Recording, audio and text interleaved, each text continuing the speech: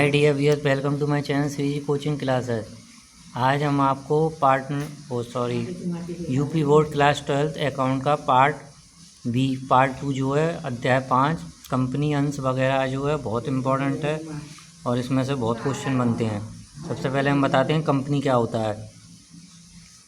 Company विधान द्वारा निर्मित एक कृत्रिम व अदृश्य व्यक्ति है जो एक सार मुद्रा द्वारा अपनी कार्य करती है, जिसका इस्तेमाल अपने सदस्यों से पृथक होता है। संयुक्त पूंजी कंपनी का पंजीकरण अनिवार्य होता है और इसके सदस्यों का दायित्व सीमित होता है।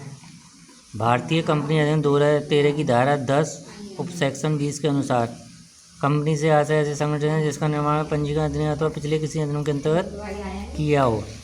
कंपनी की विशेषताएं। कंपनी एक ऐच्छिक संघ है जिसका निर्माण सदस्यों द्वारा किया जाता है। कंपनी एक निर्मित संघ होती है।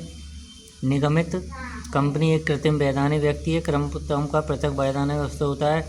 कंपनी की सार मुद्रा होती है। कंपनी के अंशधारकों का दायित्व सीमित होता है और सार्वजनिक कंपनी के अंश हस्तांतरणीय होते हैं। अब कंपनी अधिनियम के अंतर्गत स्थापित कंपनियां, अंशों द्वारा सीमित दायित्व वाली कंपनियां। इन कंपनियों में अंशधारियों का दायित्व अंशों पर दी हुई धनराशि तक सीमित होता है। मतलब जितने शेयर मिलते हैं, जैसे मान लो किसी ने किसी कंपनी के 50 शेयर लिए हैं तो उसका दायित्व जो है वो 50 तक ही होगा।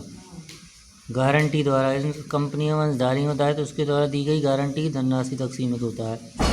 असीमित कंपनियां, इन कंपनियों में अंशधारियों का दायित्व असीमित होता है। प्राइवेट कंपनी क्या होती हैं?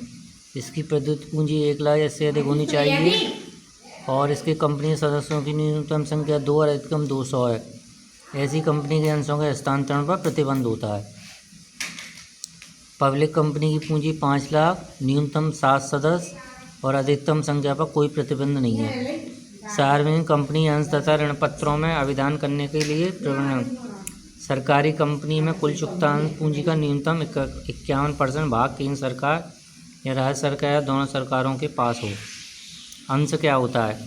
कंपनी की पूंजी की व्यय इकाई जो कंपनी द्वारा अपनी पूंजी प्राप्त करने के लिए भेज दी जाती है। जो व्यक्ति अंशों राशि का योगदान कंपनी को देता है अंशधारी कहलाता है।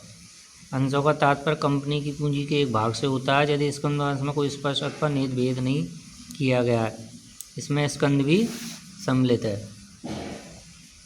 अंशों के प्रकार। कंपनी अधिनियम 2000 के 2 प्रकार के अंश होते हैं। एक तो पूर्वाधिकार, वे अंश जिन्हें लाभांश के भुगतान और पूंजी की वापसी के संबंध में पूर्वाधिकार प्राप्त हो। तो ये हमारे होता है एक तो संचयी पूर्वाधिकार। ये वे अंश होते हैं जिन पर यदि किसी पर कंपनी ने अप्राप्त लाभ या हानि दशा में लाभांश का भुगतान नहीं किया है तो इसका बकाया लाभांश को प्राप्त करने का अधिकार संचित रहता है।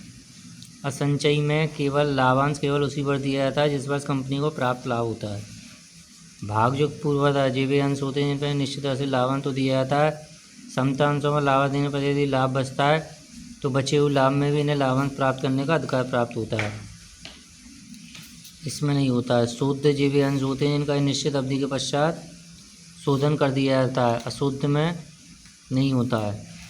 परिवर्तनशील में क्या है? हम शेयर इक्विटी शेयर को प्रेफरेंस में या डिवेंचर प्रेफरेंस को इक्विटी या डिवेंचर में कन्वर्ट कर सकते हैं, परिवर्तनशील नहीं कर सकते।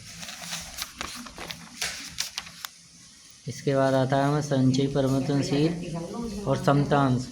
कंपनी के उन अंशों को समतांश कहा जाता है जो पूर्ण अंश नहीं होते हैं और कंपनी के स्वामी होते हैं, उन्हें कंपनी के लाभों से भाग पाने का अधिकार होता है।